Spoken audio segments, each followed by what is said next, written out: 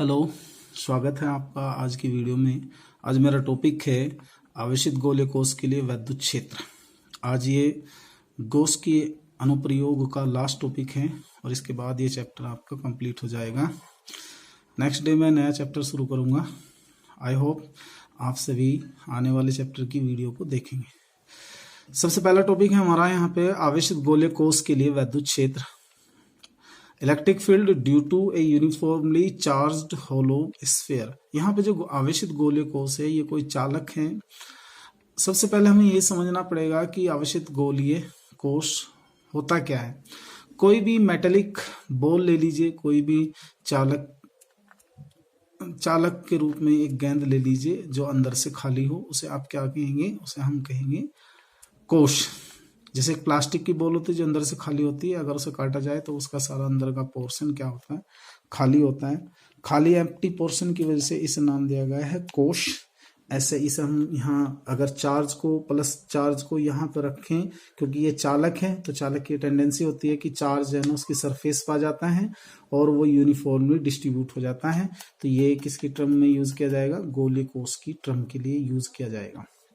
तो हम लोगों को आज फाइंड करना है आवेशित गोले कोष के लिए वैद्युत क्षेत्र। आवेशित गोले कोष के लिए वैद्युत क्षेत्र यहाँ हम कंसिडर कर लेते हैं कि माना कैपिटल आर त्रिज्या का एक आवेशित गोलीय कोष है। मान लेंगे कि कैपिटल आर त्रिज्या का एक चार्ज्ड स्फेरिकल सेल है जिसका केंद्र यानी कि सेंटर O है। इस आवेशित गोलीय कोष के लिए यानी कि इस चार्ज स्फेरिकल सेल के लिए तीन अलग अलग सिचुएशन है, तीन अलग अलग स्थितियों में हम वैद्युत क्षेत्र ज्ञात करेंगे। फर्स्ट ऑफ ऑल सबसे पहला केस फर्स्ट कह सकते हैं। जस्ट सपोज करें ऑब्जर्वेशन पॉइंट यानी कि जिस पॉइंट पर हमें वैद्युत क्षेत्र निकालना है वो पृष्ठ के बाहर है।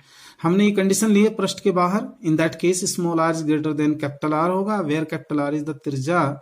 किसकी त्रिज्या है? ये गोले कोष की, यानी कि ये रेडियस हो जाएगी इस स्फेरिकल सेल की। माना पृष्ठ के बाहर केंद्र O से स्मॉल r दूरी पर कोई बिंदु P है जिस पर वैद्युत क्षेत्र ज्ञात करना है। ये हम बताते हैं कि डिस्क्राइब कर दें तो बहुत अच्छी बात है। इनिशियली डिस्क्रिप्शन भी अच्छा है। अगर आप नहीं कर सकते तो नीट और क्लीन डायग्राम बनाइएगा और उसको करना शुरू कर दें। इसमें फिजिक्स में ये आपको लिबर्टी मिल जाती है। माना गोले कोष पर आवेश की मात्रा क्या है? +Q है। इसके लिए हम अब क्या करेंगे? बिंदु P से होता हुआ एक गॉसियन पृष्ठ खींच लेंगे। ये क्या है? गॉसियन पृष्ठ है, गॉसियन सरफेस है। मैं बताता आ रहा हूं इस चैप्टर में कि गॉसियन सरफेस क्या होता है। ऐसी सरफेस जिसके हर पॉइंट पर इलेक्ट्रिक फील्ड एक जैसा है और त्रिज्यातः बाहर की ओर है, रेडियली आउटवर्ड है। गॉसियन सरफेस हमने खींच लिया पीछे।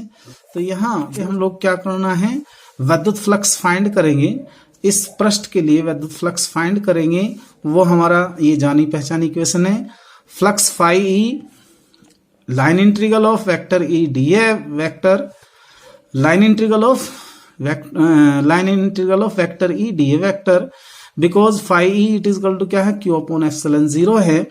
तो फाई ई का मान क्या होगा? Q/ε0 होगा। तो integration of E D A cos zero की वैल्यू कितनी होगी? 1। कोस जीरो की वैल्यू कितनी हमारी? 1। तो यहां हम रखेंगे Q/ε0 it is equal to integration of E D A Q/ε0।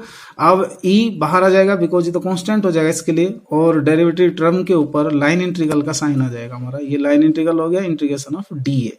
तो बट हम जानते हैं कि DA it is the total area, यानी कि टोटल सरफेस एरिया होगा दी हुई फिगर का। दी हुई फिगर कौन सी है? जो हमने बनाई है इसमें वो हमारा एक सॉलिड स्फीयर की तरह से माना जाएगा। तो उसका एरिया होगा 4πr²। Put the value of integration of DA, we get the result Q/ε0 it is equal to E into 4πr²। यहां हम 4π से इसको डिवाइड कर लेते हैं और इस टर्म में हमारी ये इक्वेशन बन जाती है। E it is equal to 1/4πε0 into Q/r²। हम यहाँ ये कह सकते हैं कि इस टाइप की कंडीशन में जो हमारा इलेक्ट्रिक फील्ड होगा, जो हमारा इलेक्ट्रिक फील्ड है वो किसके इक्वल लिया जाएगा? माना जा सकता है किसी बिंदु आवेश के लिए जो इलेक्ट्रिक फील्ड होता है उसी के बराबर रख सकते हैं। But also we know that यदि पृष्ठ के लिए सिग्मा सरफेस चार्ज डेंसिटी हो, पृष्ठ के लिए आवेश का पृष्ठ घनत्व सिग्मा हो तो सिग्मा इज इक्वल टू क्या होगा, Q अपॉन A होगा, Q upon 4 pi R square आ जाएगा। Q की वैल्यू क्या लेंगे, Q is equal to sigma into 4 pi R square. ये वैल्यू हम पुट कर देंगे फर्स्ट में, Q की वैल्यू यहां पुट करेंगे इक्वेशन 1 में। तो जब हम नेक्स्ट देखेंगे नेक्स्ट पेज पे, यहां हम इसको रख लेते हैं, E it is equal to 1 upon 4 pi epsilon naught into sigma into 4 pi R square upon R square. ये इससे कैंसिल हो जाएगा, बचेगा हमारे पास क्या, हमारे पास बचेगा capital E it is equal to sigma upon epsilon naught into R square, capital R square upon small R square. Capital R is the radius of the spherical shell और स्मॉल आर उस Gaussian surface की radius है जो P point से गई हुई है। तो ये आ गया हमारी इक्वेशन नंबर 2। ये हमारा फर्स्ट केस होता है। केस सेकंड, ये इसी से हो जाएंगे इक्वेशन 2 से सारे। केस सेकंड यानी कि पृष्ठ पर अगर हम देखें, हमें पता है जब हम पृष्ठ पे देखेंगे तो स्मॉल आर किसके इक्वल होगी, हमारे कैपिटल आर के। यहां हम स्मॉल आर और कैपिटल आर दोनों इक्वल दिखा सकते हैं। ये हमारी आगे स्मॉल आर किसके इक्वल होगी, कैपिटल आर के। तो इन सच सिचुएशन हम इक्वेशन 2 में, दूसरी इक्वेशन में स्मॉल आर को कैपिटल आर रख लेंगे। तो जैसे ही हमने इसको इससे रिप्लेस किया तो इससे ये कैंसिल हो गया। तो ये क्या है, E it is equal to sigma upon epsilon 0। ये फार्मूला है आपका, which is the formula of electric field intensity for a conducting sheet. किसी कंडक्टिंग सीट के लिए हमने ये फार्मूला कल फाइंड किया था, उसका है ये। तो यहां पर हम इस केस में पृष्ठ पर गोलीय सरफे जो हमारा ये आवेशित गोलीय कोश है, इसके पृष्ठ पर वैद्युत क्षेत्र निकाल सकते हैं, capital E it is equal to sigma upon epsilon 0। अब थर्ड केस देखते हैं इसका। थर्ड केस है पृष्ठ के भीतर। पृष्ठ के भीतर का मतलब, यहां जब हम पृष्ठ के भीतर देखते हैं तो हमें जो ऑब्जर्वेशन पॉइंट है कहीं अंदर कंसिडर करना पड़ेगा। जैसे मैंने यहाँ फिगर दिखा रखी है, 2 फिगर दिखा रखी है, छोटी थी बड़ी बनाई है। पी पॉइंट अगर यहाँ कंसिडर करें तो मुझे Gaussian surface, imaginary Gaussian surface P से होता हुआ यहाँ ड्रॉ करना पड़ेगा। तो गॉसियन सरफेस के लिए फिर से हम ये इक्वेशन लगाएंगे, phi it is equal to integration vector E dA vector it is equal to Q upon epsilon naught. But Q क्या है, हमारा 0 है। तो जब हमारा Q 0 है तो ये वाली वैल्यू हम यहां रख देंगे। Integration of E dA cos 0 is equal to 0। cos 0 की वैल्यू कितनी होगी, 1। तो integration of E dA, E को हम बाहर निकाल लेंगे, integration of dA, integration of dA it is equal to क्या है हमारा 0। cos 0 की वैल्यू कितनी होती है, 1 होती है। और इससे हम सोल्व करने पे हम यहां देखेंगे integration of E dA it is equal to 0। तो यहां इंटीग्रेशन ऑफ dA की वैल्यू कितनी होगी, A। तो यहां देखें E into A it is equal to 0। हमें पता है कि अगर हम 2 नंबर की प्रोडक्ट 0 के इक्वल रखते हैं तो इसका मीनिंग ये होता है या तो उनमें से कोई सा एक नंबर 0 है या दोनों नंबर 0 हैं। तो यहाँ पे हम जानते हैं कि जो हमारा एरिया होता है, क्षेत्रफल होता है, नेवर बी 0, कभी भी 0 नहीं हो सकता। In that case E equal to क्या होगा, 0। अर्थात आवेशित गोलीय कोश के लिए वैद्युत क्षेत्र क्या होगा, 0 होगा उस सिचुएशन में जब ऑब्जर्वेशन पॉइंट यानी कि बिंदु P पृष्ठ के भीतर है। यहां इस टाइम देख सकते हैं, यहां मैंने बताया है, ये तो हमारा आर्टिकल हो गया कंप्लीट, ये रिजल्ट आया।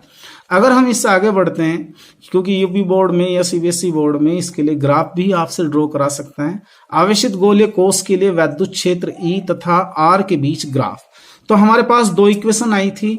एक इक्वेशन थी हमारे पास ये वाली 2, और एक इक्वेशन है इससे पहले वाली ये वाली। ये इन दोनों इक्वेशन को देखते हुए, इन दोनों इक्वेशन के बेस पर हमारा जो ग्राफ आएगा इस तरीके से आता है।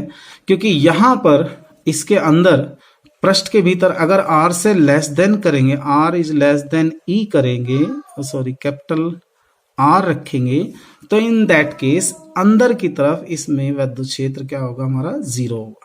क्या होगा, ये 0 होगा। लेकिन सरफेस, ये किसको शो करेगा, सरफेस पॉइंट को, जो पर इसके पृष्ठ पर लिया गया है। पृष्ठ के केस में हमने यहाँ पे मैक्सिमम हो गया E it is equal to sigma upon epsilon naught R square upon small r square. जैसे जैसे पृष्ठ से, इस पृष्ठ से, ये यहां देख सकते हैं, इस पृष्ठ का जो बिंदु P है, इस पृष्ठ से हम पी की डिस्टेंस को बढ़ाते जाते हैं, small R is greater than capital R करते जाते हैं, तो वैसे वैसे हमारी ई की वैल्यू इनवर्सली क्या होगी, डिक्रीज होगी, ऐसे पैराबोलिक टर्म में आ जाएगी, ई इनवर्सली प्रोपोर्शनल 1/r²। ठीक है, आई होप ये वीडियो आपको अच्छा लगा होगा, आपका ये टॉपिक भी क्लियर हो जाएगा, और मैं आशा करता हूँ कि आप मेरे चैनल को सब्सक्राइब भी करेंगे और उसे लाइक भी करेंगे, और आने वाली वीडियो के लिए बेल आइकन दबा दीजिएगा। मेरा चैनल भाइयों नया है, नए चैनल की वजह से इसका सब्सक्रिप्शन बढ़ाना पड़ेगा। आपसे रिक्वेस्ट है कि आप मेरे चैनल को सब्सक्राइब कीजिए, शेयर कीजिए, कमेंट्स कीजिए, लाइक कीजिए। Thanks for watching, good night.